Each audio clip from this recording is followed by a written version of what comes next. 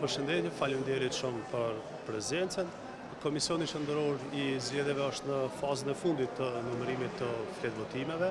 Gjatë ditës së sotme e shtunë është përmbyllur numërimi I fletvotimeve të cilat I takojnë votimit në përfaqësitë diplomatike, ndërsa pritet përfundimi I numërimit të gjitha vendvotimeve në qendrën komunale të numërimit në Prishtinë, që shënon njëkohësisht përfundimin e këtij procesi në të gjitha komunat e vendit, plot 38 sosh. Pra të procesit të verifikimit të rezultateve nga formularet e plotësuar në vendvotime për subjektet politike, si dhe numërimit të votave të kandidatëve për deputet.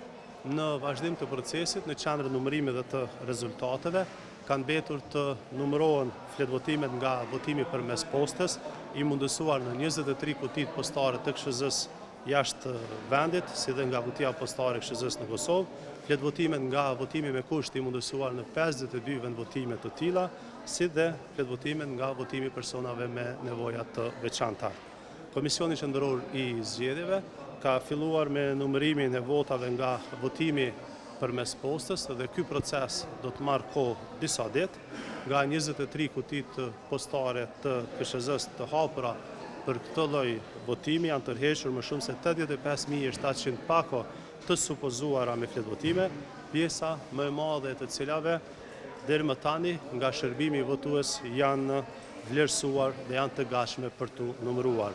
Deri në përfundim të ditës premte, në procesin e vlerësimit janë përfshirë mbi 60.000 pako, prej të cilave janë aprovuar 59.973, ndërkaq janë refuzuar 2.244.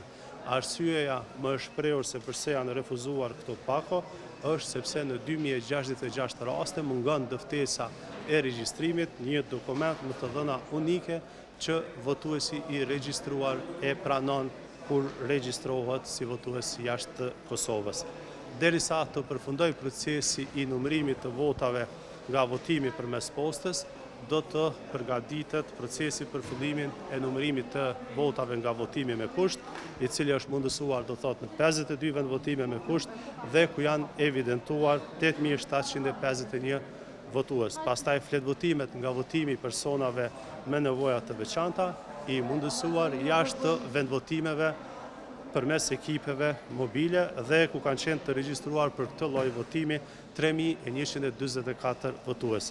Para se të fillohet me numërimin e këtyre fletvotimeve, është duke u bërë skanimi I listës votuesve të përdorur në vendvotime të rregullta dhe qëllimi është për të krahasuar të dhënat si dhe për të evidentuar rastet eventuale të votimit të dyfisht. Pra, këto janë dhënat e fundit nga procesi në qendrat komunale të numërimit dhe në qendrën e numërimit dhe të rezultateve.